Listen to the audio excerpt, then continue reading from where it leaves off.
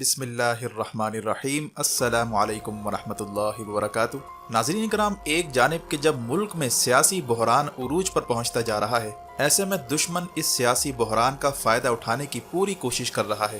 اس وقت اہم خبر آ رہی ہے کہ انڈیا S-400 دفاعی نظام LOC پر تعینات کرنے جا رہا ہے، جس کی تصدیق اب ذرائع نے کر دی ہے۔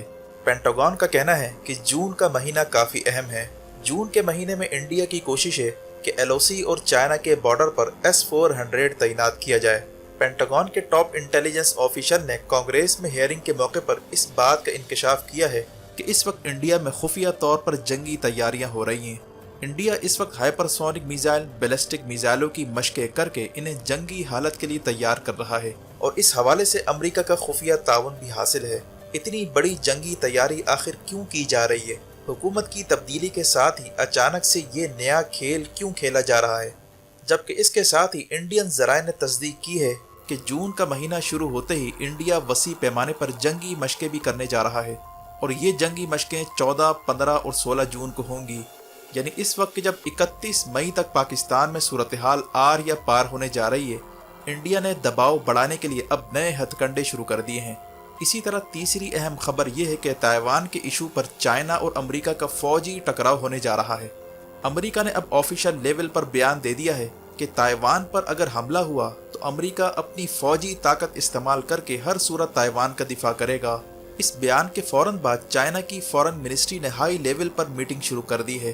امریکی اقدامات کے جواب کے لیے چین کی جانب سے سخت رد عمل کی توقع کی جا رہی ہے۔ اس دوران پاکستان نے بیان دیا ہے کہ چین پر حملہ پاکستان پر حملہ تصور کیا جائے گا۔ پاکستان نے چین کے ساتھ جموں کشمیر میں ہونے والی ڈیولپمنٹ پر بھی تفصیلی بات چیت کی ہے، کیونکہ تائیوان کے ساتھ ہی کشمیر کا محاذ کھولنے کی تیاریاں ہو رہی ہیں۔ ایسے موقع پر پاکستان اور چین نے 2 فرنٹ پر لڑنے کا فیصلہ کیا ہے۔ صورتحال آخر کس جانب جاتی جا رہی ہے؟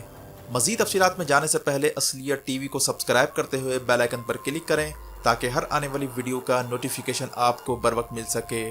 ناظرین کرام، ایک جانب کہ جب ملک میں سیاسی اور معاشی بحران سر پر کھڑا ہے، ایسے موقع پر اس سچویشن سے فائدہ اٹھانے کے لیے پڑوسی ملک بھارت میں خفیہ تیاریاں چل رہی ہیں۔ واضح ہے کہ عمران خان سے 3 دن تک بیک ڈور چینل سے رابطے کیے گئے، اور عمران خان نے یقین دلایا کہ اگر الیکشن کا اعلان کر دیا جاتا ہے تو لانگ مارچ کا اعلان واپس لیا جا سکتا ہے۔ لیکن بیک ڈور چینل سے رابطے ناکام ہونے کے بعد عمران خان نے اب لانگ مارچ کی کال دے دی ہے۔ عمران خان کسی صورت ریاست اور عوام کا تصادم نہیں چاہتے، لیکن قریبی ذرائع کا کہنا ہے کہ موجودہ حکومت کی پوری کوشش ہے کہ جانے سے پہلے ایسا ماحول پیدا کر دیا جائے جس میں ریاستی اداروں کو مداخلت کرنا پڑے، اور یوں انہیں یہ کہنے کا موقع ملے کہ اسٹیبلشمنٹ کی وجہ سے ان کی حکومت ناکام ہوئی ہے۔ اسٹیبلشمنٹ اور عمران خان نے مل کر ان کی حکومت گرائی ہے، اور اس طرح اگلے الیکشن کے لیے انہیں نیا بیانیہ مل سکے۔ لیکن معاملہ اس وقت یہ ہے کہ پڑوسی ملک بھارت جہاں پر نیا آرمی چیف LOC، LAC اور دیگر فوجی مقامات کے دورے کر رہا ہے، اور ساتھ ہی ہائپر سونک میزائلوں کو روزانہ کی بنیاد پر ٹیسٹ کیا جا رہا ہے، کبھی جنگی طیاروں سے تو کبھی بحری جہازوں سے، اور اس کی رینج بھی بڑھانے کی کوشش کی جا رہی ہے۔ اس سلسلے میں مکمل طور پر امریکہ بھی آن بورڈ ہے۔ حال ہی میں انڈیا نے تبت بارڈر پر مزید فوج بھیجنے کے ساتھ ہی اسرائیل سے ڈرون طیارے لے کر انہیں تبت بارڈر پر تعینات کرنے کی بات کی، لیکن چائنا نے ڈرون کو جام کرنے والی ٹیکنالوجی تعینات کرنا شروع کر دی ہے۔ چین کا کہنا ہے کہ وہ ڈرون طیاروں کو نہ صرف جام کر سکتا ہے بلکہ اس کے سگنلز کو بلاک کر کے دشمن کے لیے اسے ناکارہ کرے گا۔ یعنی لداخ والی سائڈ بھی مکمل گرم ہونے جا رہی ہے۔ ناظرین کرام، اب صورتحال یہ ہے کہ پاکستان پر دباؤ ہے کہ وہ کشمیر کے موقف سے پیچھے ہٹ جائے۔ موجودہ امپورٹڈ حکومت سے مطالبہ کیا جا رہا ہے کہ عمران خان والی پالیسی کو ترک کیا جائے اور آئندہ کشمیر پر بیان نہ دیا جائے۔ یہی ایک صورت ہے تعلقات میں بہتری کی۔ یعنی دوسرے لفظوں میں یہ بھی کہا جا رہا ہے کہ اگر عمران خان اقتدار میں آتے ہیں یا ان کا لانگ مارچ کامیاب ہو جاتا ہے تو انڈیا اور پاکستان کے درمیان جنگی حالات پیدا کیے جائیں گے، کیونکہ عمران خان کی پالیسی نہ تو انڈیا کو پسند ہے اور نہ ہی امریکہ اسے اقتدار میں دیکھنا چاہتا ہے۔ عمران خان جو امریکہ کے خلاف بیانیہ لے کر جگہ جگہ جلسے کرتے رہے، اور لانگ مارچ میں بھی ان کا بیانیہ امریکہ ہی ہوگا۔ ایسے موقع پر کوشش کی جا رہی ہے کہ بارڈر پر صورتحال انڈیا کے تھرو خراب کروائی جائے تاکہ اسٹیبلشمنٹ کو یہ میسج دیا جائے کہ وہ عمران خان کو آنے سے روکیں۔ دونوں ممالک کے تعلقات اسی وقت بہتر ہو سکتے ہیں اگر عمران خان کو اقتدار سے باہر رکھا جائے۔ اور اب کوشش کی جا رہی ہے کہ طیب اردوغان کے خلاف بھی وہی فارمولہ استعمال کیا جائے جو عمران خان کو ہٹانے کے لیے کیا گیا تھا۔ اس کی اہم وجہ یہ ہے کہ طیب اردوغان نے اقوام متحدہ میں کشمیر میں مظالم کا ذکر کیا ہے، بھارتی مسلمانوں پر ڈھائے جانے والے مظالم اور دلی میں فساد کا بھی ذکر کیا، جبکہ ترکی کا میلجم نامی بحری جہاز بھی پاکستان کے حوالے کیا گیا ہے۔ بحری جہاز کی حوالگی کے موقع پر اردوغان نے کہا تھا کہ آپ کی سلامتی ہماری سلامتی ہے، اور ترکی کے وزیر دفاع نے پاکستان کا دورہ بھی کیا ہے۔ اسی وجہ سے انڈیا کافی پریشان ہے۔ پاکستان کو جو بحری جہاز دیا گیا ہے وہ فضائی دفاع کے علاوہ سب میرین کو بھی نشانہ بنا سکتا ہے۔ یہی وجہ ہے کہ طیب اردوغان کا سعودیہ کا دورہ رکوانے کی بھی کوشش کی گئی۔ طیب اردوغان جنہوں نے حال ہی میں سعودیہ کا دورہ کیا تھا اور محمد بن سلمان سے ان کی ملاقاتیں ہوئیں، اس پر انڈیا نے تحفظات کا اظہار کیا تھا۔ انڈیا کا خیال ہے کہ طیب اردوغان محمد بن سلمان کو ٹریپ کرنے جا رہے ہیں، وہ انہیں قائل کریں گے کہ دیگر مسلم ممالک کے ساتھ مل کر چلا جائے، اسی میں ان کی بھلائی ہے، اور کشمیر اور فلسطین اور دیگر ایشوز پر محمد بن سلمان کو قائل کیا جائے گا۔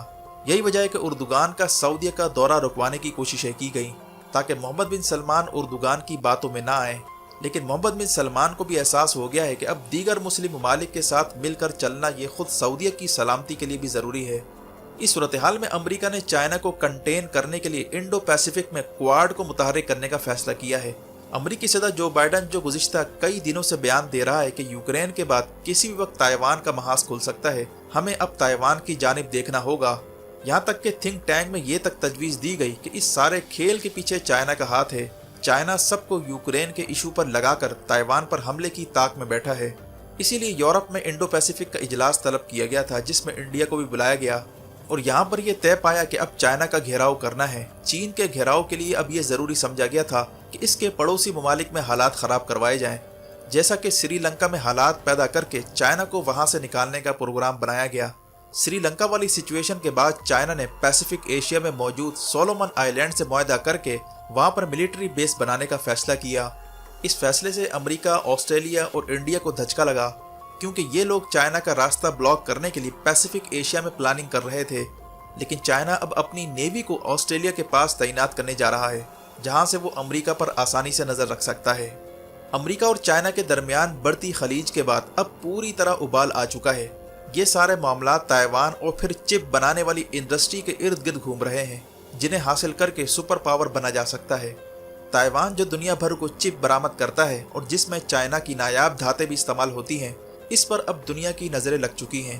چائنا کسی بھی وقت نایاب دھاتوں کی سپلائی روک سکتا ہے اگر تائیوان پر معاملات خراب ہو جاتے ہیں، جس سے پوری دنیا میں نایاب دھاتوں کی شارٹیج پیدا ہوگی، اور یہ معاملہ غذائی بحران کی طرح ایک سنگین بحران کی شکل اختیار کر سکتا ہے۔